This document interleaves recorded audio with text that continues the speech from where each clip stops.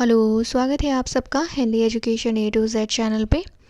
मैं इस वीडियो के माध्यम से संधि से जुड़ा हुआ भाग 5 लेकर के प्रस्तुत हुई हूँ और यह व्यंजन संधि के संदर्भ में भाग 3 वीडियो है। इससे पहले 2 वीडियोस में व्यंजन संधि से जुड़े हुए अपलोड कर चुकी हूँ। तो आपसे निवेदन है कि अगर व्यंजन संधि को आप समझ रहे हैं तो पहले के जो 2 वीडियोस हैं वो ज़रूर देखें, ताकि आपको बेसिक कॉन्सेप्ट्स क्लियर हो जाएं और ये सारे नियम जो हैं समझने में आपको आसानी हो। तो आइए शुरू करते हैं आज का पहला नियम। ये नियम क्रमांक 16 है और पहले 15 जो नियम है वो पहले के 2 वीडियोस में मैं अपलोड कर चुकी हूँ। तो देखते हैं कि नियम 16 क्या कहता है। ये बहुत ही छोटा सा और प्यारा सा नियम है, जानते हैं इस नियम को। यदि किसी स्वर का योग 6 वर्ण के साथ होता है तो दोनों के बीच हलंत 6 वर्ण का आगम हो जाएगा। आगम से क्या अर्थ होता है ये पूर्व के वीडियो में बता चुकी हूँ। पुनः एक बार मैं आपको याद दिला देती हूँ कि आगम का क्या अर्थ होता है कि कोई नया वर्ण लिख दिया जाता है, यानी कि जिन 2 शब्दों का योग हो रहा होता है सामान्यतः वह जो आगम वाला वर्ण है वो उन दोनों में ही कहीं नहीं होता है और एक नया ही वर्ण जब प्रकट हो जाता है इस संधि में तो उसी वर्ण को आगम कहा जाता है। तो नियम में कहता है कि स्वर का योग हो रहा है 6 के साथ तो हलंत 6 का आगम हो जाएगा। आच्छादन एक शब्द है। आच्छादन का अर्थ होता है छिपाना या ढकना। इसका जब हम संधि विच्छेद करते हैं तो देखते हैं आ जोड़ छादन, ये कुछ इस प्रकार से इसका संधि विच्छेद होता है। इसी को जब हम तोड़ लेते हैं तो आ जोड़ छादन, यहाँ पर हमारा नियम लागू हो रहा है। इसे हमने अलग निकाल लिया और जो बाकी वर्ण हैं उन्हें एक साथ लिख दिया। तो आ के साथ जब छा का योग हो रहा है तो छ के स्थान पर क्या आ जाएगा, माफ़ कीजिए, आ और छा का जब योग हो रहा है तो नियम में कह रहा है कि हलंत च का आगम हो जाएगा। तो जब आगम हो जाएगा यानी कि ये प्रकट हो गया हलंत च, पहले से कहीं भी ये च नहीं है, दोनों ही तरफ शब्द में दोनों ही तरफ कहीं भी च नहीं है, ये प्रकट हो जा रहा है। तो प्रकट होने के बाद ये नया क्या शब्द बन गया, आच्छादन। हलंत च यानी कि आधा च, तो आ जोड़ च आधा च और छादन क्या बन गया, आच्छादन, जिसका अर्थ होता है ढकना या छिपाना। अगला शब्द है वृक्षछाया। इसका संधि विच्छेद करते हैं तो वृक्ष जोड़ छाया, ये हो गया वृक्ष छाया। अब यहाँ पर छ है, छ में क्या स्वर जुड़ा हुआ है, अ जुड़ा हुआ है। ध्यान दीजिएगा कि यहाँ पर आ प्रत्यक्ष एक स्वर दिख रहा है, जबकि यहाँ पर वर्ण में जुड़ा हुआ है अ। माफ़ कीजिए, व्यंजन में जुड़ा हुआ है अ। हम जानते हैं कि कोई भी व्यंजन बिना किसी स्वर के सहायता के ना तो बोले जाते हैं और ना लिखे जाते हैं। तो फिर यहाँ पर क्या है, स्वर अ यहाँ पर जुड़ा हुआ है। तो अ का जब योग हो रहा है छ के साथ तो क्या बन गया, वो क्या हो गया, वहाँ पर हलंत च का आगम हो गया, यानी कि आधा च का आगम हो गया। तो वृक्ष जोड़ छाया क्या हो गया, वृक्ष छाया हो गया, वृक्ष छाया हो गया। और वृक्ष छाया का क्या अर्थ होता है, तो वृक्ष की छाया। उसी तरह से एक अन्य शब्द है तरु छाया। तरु का अर्थ भी पेड़ होता है, तरु छाया यानी कि तरु वृक्ष की छाया। परिच्छेद, परि जोड़ छेद क्या हो गया, परिच्छेद हो गया। परिच्छेद का क्या अर्थ होता है, काट छाट कर अलग करना या बंटवारा करना, ये इस सेंस में परिच्छेद का प्रयोग किया जाता है, परिच्छेद शब्द का प्रयोग किया जाता है। अगला नियम है अ या आ को छोड़कर अन्य किसी स्वर के साथ दंत्य सकार स का योग होता है तो दंत्य सकार स के स्थान पर मूर्धन्य श आदेश हो जाता है। कहने का अभिप्राय यह है कि अ आ कितने स्वर होते हैं, 11 स्वर होते हैं। तो 11 स्वर में से अ आ को छोड़ देना है और उसके अलावा किसी स्वर के साथ जब श का योग होता है, ये कौन सा स है, ये दंत्य श है, और ये कौन सा स है, ये मूर्धन्य श है। तो उस दंत्य श के स्थान पर मूर्धन्य श आदेश हो जाएगा। आदेश का क्या अर्थ होता है, आदेश का अर्थ होता है एक वर्ण के स्थान पर दूसरा वर्ण लिख देना, आदेश होता है। इसी बात को उदाहरण से समझते हैं। अभिषेक एक शब्द है, अभिषेक अभि जोड़ शेक, इसका संधि विच्छेद करते हैं तो बन गया अभि जोड़ शेक। अब हम उस बिंदु तक पहुंचते हैं जहां पर हमारा यह नियम लागू होता है। तो इसको हम वर्णों को तोड़ लेते हैं, स्वर और व्यंजन अलग अलग करके लिख लेते हैं तो समझने में सुविधा रहेगी। अ जोड़ भ जोड़ ई, भ में कौन सी मात्रा है, तो छोटी ई की मात्रा है। तो ई जोड़ स, स में कौन सी मात्रा है, तो ए की मात्रा है, और क। तो अब हम देखते हैं कि नियम हमारा कहाँ लागू हो रहा है। तो इन 2 स्वरों, माफ़ कीजिए, ये जो 2 शब्द हैं, पहले वाले शब्द का अंतिम वर्ण और दूसरे वाले शब्द का प्रथम वर्ण, पहले वाले शब्द का अंतिम वर्ण, गौर से सुनिएगा, और दूसरे वाले शब्द का प्रथम वर्ण। तो इसका अंतिम वर्ण क्या है? छोटी ई। और इसका प्रथम वर्ण क्या है? दंत्य स।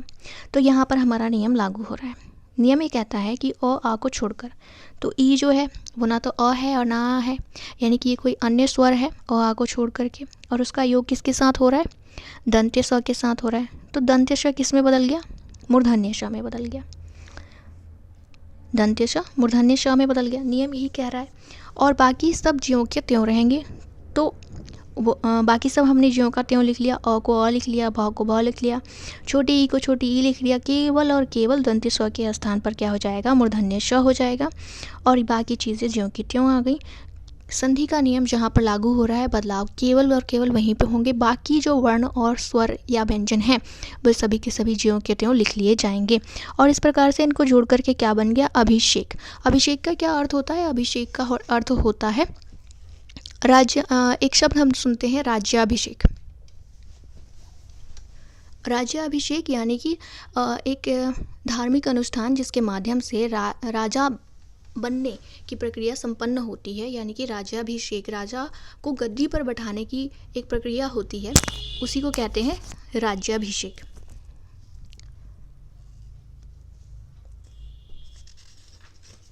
आगे बढ़ते हैं।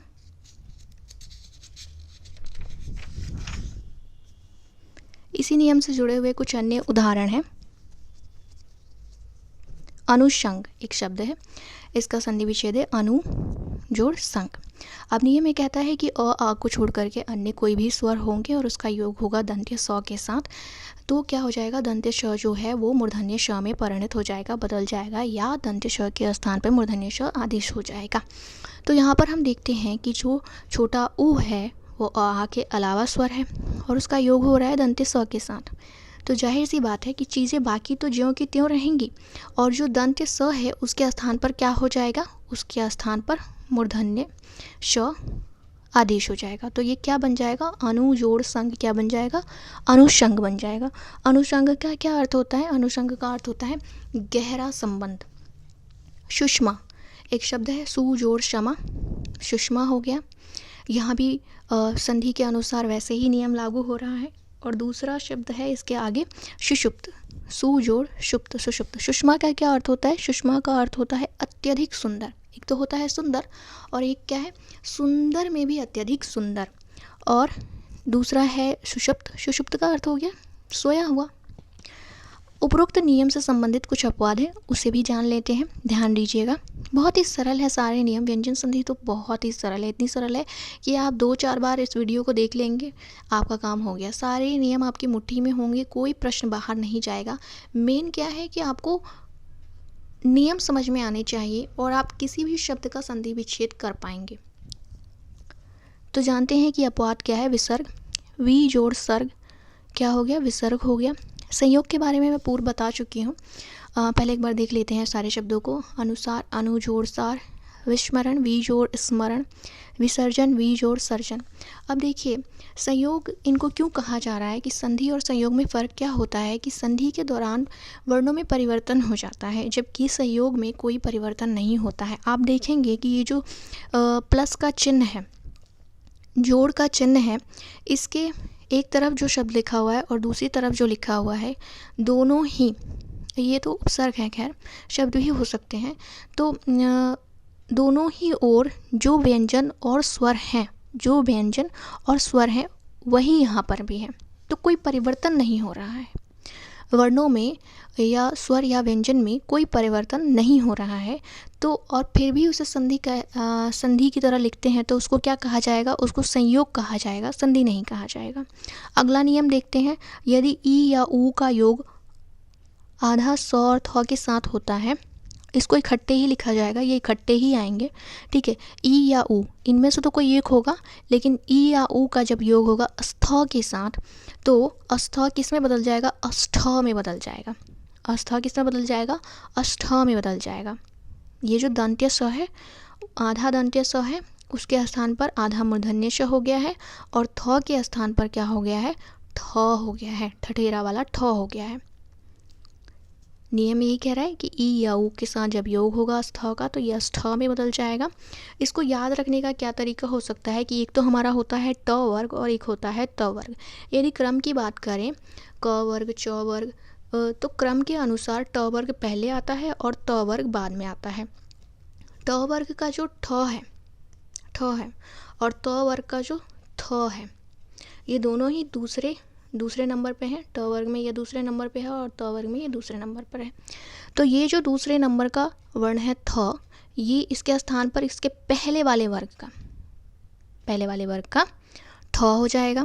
और इसी तरह से तालव्य श, मूर्धन्य श और दंत्य श, मिस दंत्य श बाद में आ रहा है और मूर्धन्य श पहले आ रहा है, तो दंत्य श के स्थान पर उसके पहले वाला मूर्धन्य श में दंत्य श बदल जा रहा है। इससे जुड़े हुए उदाहरण देखते हैं। अनुष्ठान एक शब्द है, इसका संधि विच्छेद हो गया अनु जोड़ अस्थान। इसी को हम तोड़ लेते हैं तो क्या हो जाता है अ जोड़ न जोड़ छोटा उ जोड़ अस्थ जोड़ आ जोड़ ना। अब नियम ये कहता है, अब देखिए नियम कहाँ लागू होगा। अब हमने इतने सारे जोड़ कर लिए हैं तो नियम कहाँ लागू होगा। नियम लागू होगा जो प्रथम शब्द है उसका जो अंतिम वर्ण है। तो इसका अंतिम वर्ण क्या है, छोटा उ यहाँ पर दिखाई दे रहा है। और जो दूसरा शब्द है उसका प्रथम वर्ण, तो प्रथम वर्ण। अब नियम ये कहता है कि हमें दोनों को साथ ही लेके चलना है, तो अस्थ, ठीक है, तो हमने दोनों साथ में ले लिया। अब आगे क्या करना है कि ये जहाँ पर नियम लागू हो रहा है वहाँ पर हम जाएंगे और देखेंगे। बाकी सारी चीज़ें ज्यों की त्यों रहेंगी। नियम में कहता है कि अगर ऊ का योग हो रहा है, ई या ऊ का योग हो रहा है अस्थ के साथ, तो अस्थ किस में बदल जाएगा, अस्ठ में बदल जाएगा। तो बाकी चीज़ें ज्यों की त्यों हैं और अस्थ के स्थान पर क्या हो गया, अस्ठ हो गया। और अगर हम इन सब को जोड़ दें तो क्या बन गया, अनुष्ठान बन गया। अनुष्ठान का क्या अर्थ होता है, अनुष्ठान का अर्थ होता है धार्मिक पूजा पाठ। प्रतिष्ठा, प्रति जोड़ आस्था, इसका संधि विच्छेद हो गया प्रतिष्ठा। प्रतिष्ठा का क्या अर्थ हो गया, प्रतिष्ठा का अर्थ क्या हो गया भाई, एक शब्द धार्मिक अनुष्ठान जब होते हैं, मान लीजिए कि जब दुर्गा पूजा निकट आ जाती है, यहाँ तो कल्चर है दिल्ली में कि मतलब नवरात्रि होता है तो कलश की स्थापना होती है और माँ दुर्गा की प्राण प्रतिष्ठा की जाती है। तो यहाँ पर आता है प्राण प्रतिष्ठा। अब प्रतिष्ठा का क्या अर्थ हो गया, तो प्रतिष्ठा का अर्थ हो गया स्थापना। निष्ठुर, नी जमा अस्थुर, निष्ठुर, निष्ठुर का क्या अर्थ हो गया, निष्ठुर का अर्थ हो गया निर्दय, जिसमें दया भाव नहीं है, जो कठोर है, निष्ठुर हो गया। प्रतिष्ठापन, प्रतिजोड़ स्थापना, क्या हो गया, प्रतिष्ठापन हो गया। आगे बढ़ते हैं। अगला नियम है, यदि मूर्धन्य श का योग त या थ के साथ होता है तो त और थ क्रमशः ट और ठ में बदल जाएंगे। बहुत सरल है। यदि मूर्धन्य श का योग हो रहा है तो थ के साथ, तो त और थ किसमें बदल गए, ट ठ में बदल गए। और यहाँ पर ये भाषा नियम की बदल भी सकती है कि त ठ के स्थान पर ट ठ आदेश हो जाएंगे, तो भी बात वही है। उदाहरण से समझते हैं। इष्ट एक शब्द है, इश जोड़ त, यहाँ पर क्या है, यहाँ पर मूर्धन्य श है और इसी को अगर हम तोड़ के लिख लें, पूरी संधि विच्छेद को तोड़ करके क्या अभिप्राय है कि सभी स्वर और व्यंजन अलग अलग लिख लें। तो हम देखते हैं कि ई जोड़ मूर्धन्य श जोड़ त, तो नियम ये कहता है कि त के स्थान पर क्या हो जाएगा, ट हो जाएगा। तो ई जोड़ मूर्धन्य श, जिसमें हलंत लगा हुआ है, शुरू से ही हलंत लगा हुआ है यानी कि आधा है, और त के स्थान पर क्या हो गया, ट हो गया। तो ये नया शब्द क्या बन गया, ईष्ट बन गया। अच्छा, ईष्ट का क्या अर्थ होता है, ईष्ट का अर्थ होता है इच्छित, वांछित, जो अपने मन से चाहा हुआ है उसे हम कहते हैं ईष्ट, इच्छित, इसका अर्थ होता है। दृष्टि, दृष्टि का संधि विच्छेद हो गया दृश्य जोड़ ती, दृष्टि क्या बन गया, दृष्टि बन गया, दृष्टि नजर। पुष्ट, पुष्ट जोड़ त, क्या बन गया, पुष्ट बन गया। पुष्ट का क्या अर्थ होता है, पुष्ट का अर्थ होता है जैसे हमने अगर हम हिंदी के विद्यार्थी हैं तो एक शब्द युग्म अक्सर हमारी नज़रों से कभी ना कभी गुजरा होगा, हृष्ट पृष्ठ, हृष्ट पृष्ठ। तो हृष्ट पृष्ठ का क्या अर्थ हो गया, हृष्ट पृष्ठ का अर्थ होता है स्वस्थ। स्वस्थ का उदाहरण अगर मैं दूं तो जो एथलीट होते हैं हमारे, जो एथलीट होते हैं ओलंपिक्स में आपने देखे होंगे, जो एथलीट होते हैं एकदम फिट, ना उनकी बॉडी पे ज़्यादा चर्बी होती है ना कुछ, बहुत फिट वो होते हैं। जैसे एक धावक है रेस में दौड़ने वाला, या किसी भी गेम का प्लेयर है, तो उसके लिए हृष्ट पुष्ट होना बहुत ज़रूरी है, यानी कि स्वस्थ होना ज़रूरी है। और एक स्वस्थ होने का मानदंड एथलीट जिस तरह से पूरा करते हैं, आप मानेंगे नहीं, वो तो किसी के लिए पूरा करना बड़ी चुनौतीपूर्ण बात है। तो पुष्ट, अच्छा यहाँ पर केवल पुष्ट है, तो पुष्ट का क्या अर्थ हो गया? पुष्ट का अर्थ हो गया बलवान। षष्ठ, षष्ठ जोड़ थ, षष्ठ जोड़ थ, षष्ठ, षष्ठ यानी कि छठा। अगला नियम है, यदि उद उपसर्ग के साथ दंत्य श का योग होता है तो उद के स्थान पर उत हो जाता है और दंत्य स का लोप हो जाता है। उद उपसर्ग है, उद उपसर्ग के साथ योग हो रहा है दंत्य श का, तो उद के स्थान पर क्या हो जाएगा? उत हो जाएगा, और जो दंत्य स है उसका लोप हो जाएगा। अच्छा, लोप का क्या अर्थ है? लोप का अर्थ है यानी कि गायब हो जाएगा। पहले से तो था, लेकिन अब जब हम संधि करेंगे तो वो वहाँ से हट जाएगा, गायब हो जाएगा, लुप्त हो जाएगा, तो उसे कहते हैं लोप। जानते हैं इसी बात को उदाहरण से। उत्थित, उत, उद जोड़ अस्थित, क्या हो गया? उत्थित हो गया। अब उद के स्थान पर क्या हो गया? उत हो गया, और स्थित ज्यों का त्यों आ गया, तो क्या बन गया? माफ़ कीजिए, यहाँ पर अस्तित्व में से जो मूर्धन्य दंत्य है, दंत्य है, दंत्य को दंत शब्द का लोप कर दिया गया, दंत्य श का लोप कर दिया गया, तो ये क्या बन गया? उत्थित बन गया। उत्थान, उत जोड़ स्थान, क्या हो गया? उत्थान, उत जोड़ स्थान, उत्थान हो गया। कुछ छूट रहा है क्या मुझसे? उत्थापना, उत जोड़ स्थापना, उत्थापना हो गया। नहीं, ठीक है, नियम ठीक है। देखिए, उद के स्थान पर उत हो जाएगा, यानी कि अगर हम इन तीनों शब्दों को देखें तो उद के स्थान पर तो यहाँ पर उत हो जा रहा है, ठीक है, तीनों में ही, और हमें क्या कर देना है? दंत श का लोप कर देना है, हटा देना है, गायब कर देना है। तो यहाँ पर जहाँ पर स्थान है, अस्तित्व है, स्थापना है, इसमें सब में दंत्य स है, और जबकि जब हम यहाँ पर आते हैं देखते हैं तो दंत्य स को गायब कर दिया गया है, हटा दिया गया है। तो नियम भी यही कह रहा है। अच्छा, उत्थित का क्या अर्थ होता है? उत्थित का अर्थ होता है उठा हुआ, जागा हुआ। उत्थान का उठना, और उत्थापना उन्नति। तो इस तरह से इन शब्दों के ये अर्थ हैं। आगे बढ़ते हैं। यदि री र श का योग न के साथ होता है तो न के स्थान पर ण आदेश हो जाएगा। री र श, री र श का योग हो रहा है न के साथ, तो न के स्थान पर क्या हो जाएगा? ण हो जाएगा। अब देखना ये है कि केवल अच्छा, ज़रूरी नहीं है कि ये दूसरा शब्द का प्रथम वर्ण ही न हो। न जो है दूसरे शब्द में प्रथम वर्ण के स्थान पर कहीं और भी हो सकता है, अंत में हो सकता है, मध्य में हो सकता है, और जब उसका योग हो रहा है तो योग हो रहा है री र श के साथ, तो न किसमें परिणत हो जाएगा? ण में परिणत हो जाएगा। उदाहरण देखते हैं। परिणाम, परिणाम एक शब्द है, परि जोड़ नाम, क्या हो गया? परिणाम हो गया। तो अब इसमें र है, ठीक है, र का योग हो रहा है और यहाँ पर न है,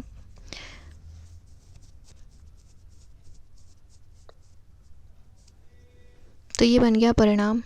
ऋण, री जो न, तो ऋण।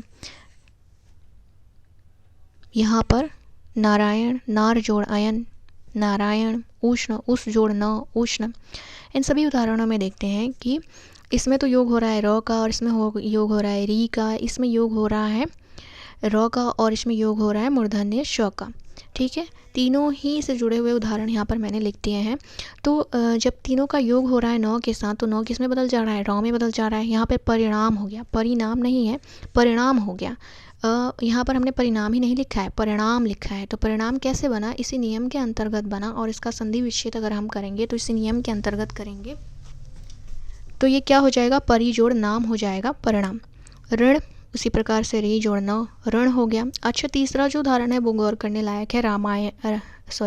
नारायण। रामायण भी है जिसमें इसी तरह का परिवर्तन देखने को मिलता है, मैं उसका भी जिक्र मैंने किया हुआ है पहले। गौण संधि जब मैंने आप लोगों को पढ़ाई थी ना, प्रधान संधि और गौण संधि, तो गौण संधि के दौरान मैंने आपको बताया था रामायण वाला उदाहरण लेकर के। अभी पीछे की वीडियोस में है वो चीज़। यहाँ पर देखते हैं नारायण, तो नार जोड़ आयन अगर आप देखें तो ड़ जो है ड़ आखिर में है, न ये नहीं है। अब हम संधि एक सामान्यतः हमने जो भी देखा है उसमें संधि किस में हो रही है, तो प्रथम शब्द के अंतिम वर्ण में और दूसरे शब्द के प्रथम वर्ण में योग हो रहा है। जो हमने वर्णों को तोड़ करके लिखा था तब भी मैंने इस बात को स्पष्ट किया था। और यहाँ पर देखते हैं कि ण जो है वो अंत में परिवर्तित हो रहा है, न यहाँ पर अंत में है और परिवर्तन भी यहाँ पे आखिर में ही देखने को मिल रहा है। तो ये किस प्रकार से, तो इसे गौण संधि कहते हैं, यानी कि योग कहीं और हो और परिवर्तन कहीं और हो रहा हो तो उसे गौण संधि कहा जाता है। उष्ण, उष्ण जोड़ न क्या हो गया, उष्ण हो गया। परिणाम से हम लोग वाकिफ हैं। रिजल्ट, ऋण यानी कि उधार। नारायण यानी विष्णु का एक नाम, श्री हरि विष्णु का एक नाम। उष्ण, उष्ण मतलब क्या होता है, गर्म होता है। अगला नियम देखते हैं, यदि हलंत न का योग किसी वर्ण के साथ होता है तो हलंत न का लोप हो जाता है। हलंत न जोड़ वर्ण, कोई भी वर्ण का योग होगा तो जो हलंत न है उसका क्या हो जाएगा, लोप हो जाएगा। देखते हैं इसी बात को उदाहरण से। युवा अवस्था, युवन जोड़ अवस्था, तो यहाँ पर जो हलंत न है क्या यहाँ पर नज़र आ रहा है युवा अवस्था लिखने में, बिल्कुल नहीं। तो क्या हो गया, हमने क्या कर दिया, हलंत न का लोप कर दिया, यानी कि उसको लुप्त कर दिया, गायब कर दिया, हटा दिया। इसी तरह से अन्य उदाहरण है, प्राणिन मात्र, प्राणी विज्ञान, प्राणिन भक्ति, स्वामी भक्ति। प्राणिन जोड़ मात्र, प्राणिन जोड़ विज्ञान, प्राणिन जोड़ भक्ति, स्वामिन जोड़ भक्त। अगला नियम देखते हैं।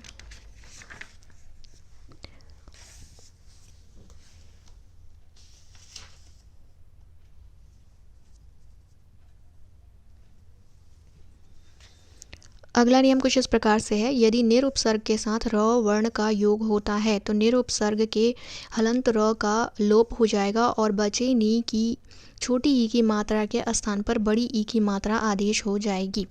देखिए क्या बात कही गई है कि एक तो सबसे पहले समझिए कि निर क्या है, निर उपसर्ग है और इस उपसर्ग का क्या अर्थ होता है, इस उपसर्ग का निर का जो उपसर्ग है इसका अर्थ होता है निषेध, यानी कि जो मना करने का भाव होता है, निषेध का भाव होता है, वह ये उपसर्ग जो है उसकी अभिव्यक्ति करता है। तो निर के साथ जब योग हो रहा है र का, तो क्या करना है कि जो ये हलंत र है इसका तो लोप कर देना है, यानी कि हटा देना है, और ये र जो है वो ज्यों का त्यों रहेगा। न के साथ जो छोटी ई की मात्रा है इसे हम बदल लेंगे बड़ी ई में।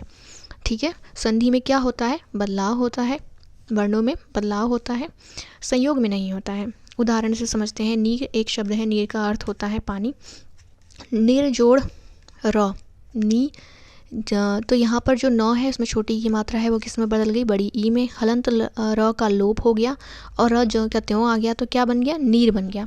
निरस, नीर जोड़ रस, निरस। निरव, नीर जोड़ रव, निरव। निरोग, नीर जोड़ रोग, निरोग। निरस यानी कि जिसमें रस नहीं है, रस रहित, निरव। रव का क्या अर्थ होता है, रव का अर्थ होता है कलरव। एक शब्द होता है कलरव, कलरव मतलब पक्षियों की चहचहाट।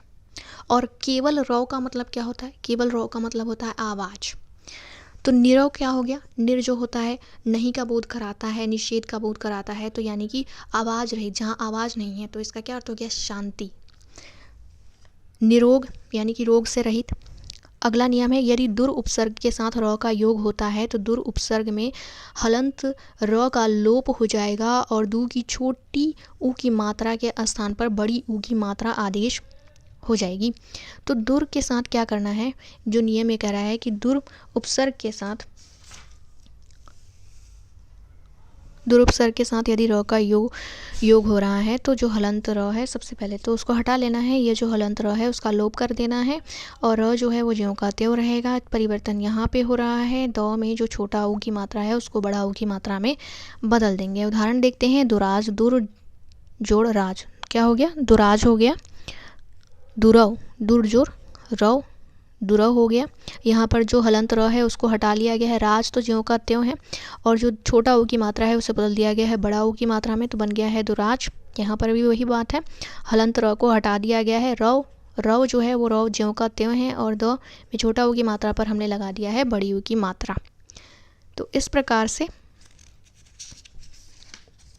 व्यंजन संधि से जुड़े हुए हमारे सभी नियम पूर्ण होते हैं। आपको बहुत बहुत धन्यवाद, आपने इतनी तसल्लीपूर्वक सारे नियमों को समझा, जाना और अपना इतना वक्त दिया। चलते चलते बस इतना ही कि मिलेंगे ऑफ कोर्स नेक्स्ट वीडियो में। मैं विसर्ग संधि पढ़ाऊँगी और विसर्ग संधि की वीडियो जल्द ही लेकर के आऊँगी। इसके बाद नेक्स्ट हमारा विसर्ग संधि शुरू हो जाएगा। विसर्ग संधि भी बहुत आसान और मज़ेदार है। तो मिलते हैं अगले वीडियो में। फ़िलहाल आप प्लीज़ वीडियो को लाइक कीजिए, शेयर कीजिए, कमेंट कीजिए और अगर चैनल को अभी तक सब्सक्राइब नहीं किया है तो सब्सक्राइब कर लीजिए और बेल आइकन को प्रेस कर दीजिए बॉस, ताकि आपको वीडियोस मिलते रहें, आने वाले नोटिफिकेशन मिलते रहे। Okay, bye bye, tata, take care.